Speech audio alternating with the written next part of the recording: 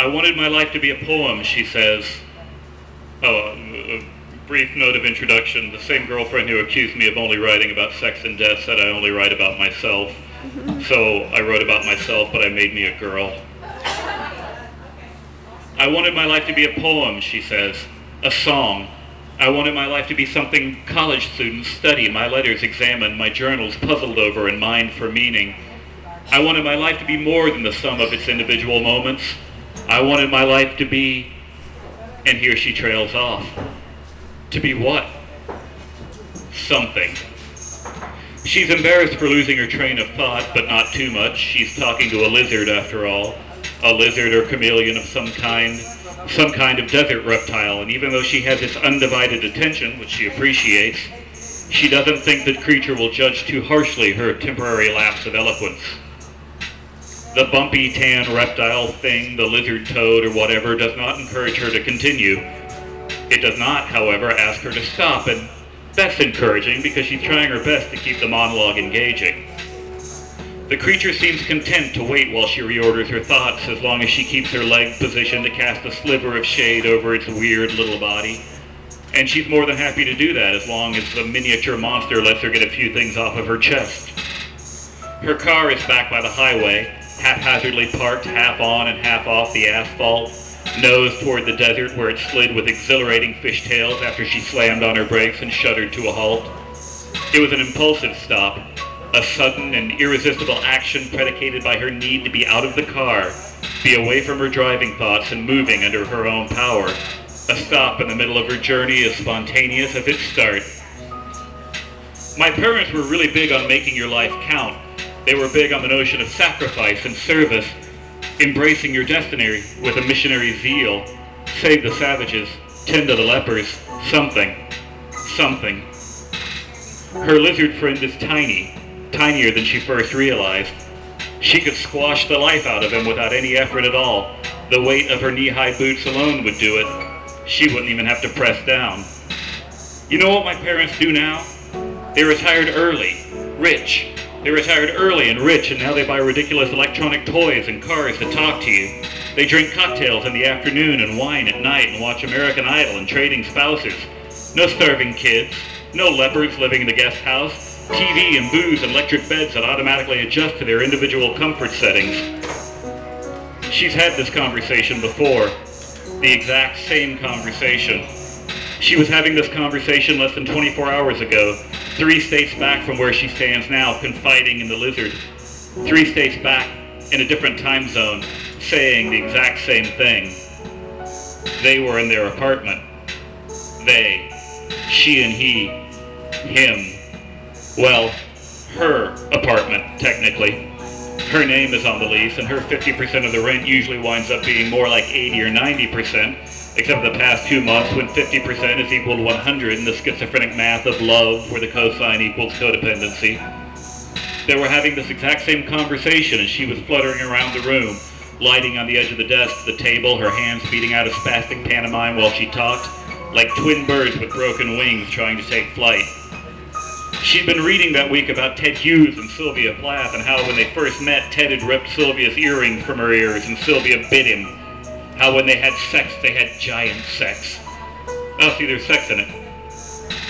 Those were Sylvia's words in her journal, giant sex. And she'd been trying to explain all this to him, he, her artist, her poet. And there he was, slouched on the couch, pressed back into the cushions like an astronaut at liftoff, eyes empty, nothing to say, bong in hand. Yeah, but, was all he finally came up with. Yeah, but didn't Ted cheat on Sylvia, and didn't Sylvia cash out with her head in the oven? So missing the point. Missing every point. Any point. Yeah, but, followed by the burble of Mao Zedong sparked into life. He used to get her, like no one before. Got what she wanted and got what she needed and gave her both in carefully measured doses. Never too much. Never so much that she'd choke or smother. Just enough to keep her hooked. Just enough to keep her coming back. Now he's just a pothead, she tells the lizard. Now he can't keep a job and he hasn't written anything in months. Now he's fat. She heard once that lizards, desert lizards, lick their eyeballs to keep them moisturized. No dry-eyed lizards in the desert. Her eyes are dry now, and she wonders what it would feel like to lick them, what her eyeballs would taste like.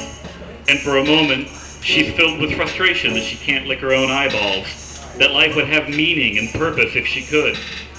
But she lets it go. Her eyes have had enough moisture for a while. Rivers of moisture all the way through New Mexico and into Arizona. She'd been arguing in her head, repeating fights she'd had with boyfriends and family members, crying freely and without shame, rewriting the altercations so she came out on top. And in her head they would say, "Now we understand. Now we know where you're coming from, and we're so sorry. We've been so wrong." And in her head she would smile and fall into warm embraces, and no one would say, "Slow down," or "Try to get a hold of yourself." No one would say, "You're not making any sense." That was the last thing she'd heard back at her apartment, when she was thinking about torn-out earrings and giant sex and yelling. Yes, she had been yelling. She hadn't meant to, and when he said, "Stop yelling at me," she'd yelled back, "I'm not yelling!" About why couldn't he get a job, and if he couldn't get a job, then why the hell couldn't he do the dishes? He'd said, "You're not making any sense," and she'd flung that ugly-ass ceramic ashtray, not necessarily at him, but close enough to count, and smacked that red plastic bong right out of his hands. A fountain of rancid bong water painting the wall and couch with weak green putrescence. She says to the lizard, "What doesn't make any sense about that? What's so hard to understand about that?" And the lizard does it, really does it. Flicks out his pale little tongue and licks his beady little black eyes, and she takes this as a sign. Here's someone who understands me. Here's someone who will listen to me and support me, love me enough, but never too much. She pictures scooping him up and dropping him in her coat pocket and rushing back to the car. She imagines the adventures they'll have in a kind of musical montage, breaking the bank in Vegas, solving crimes in Los Angeles, international intrigue in exotic locales. "I want my life to be a poem," she says. "I want my life to be a song. I want big moments and big thrills, big love. I want teenage girls to read my published journals and dream of being me. What doesn't make any sense about that?" A car rolls by behind her, its tires humming and the Doppler crescendo of its engine and the rush of wind fading as it moves past. She thinks the driver must have seen her and wondered what she was doing out there alone in the desert.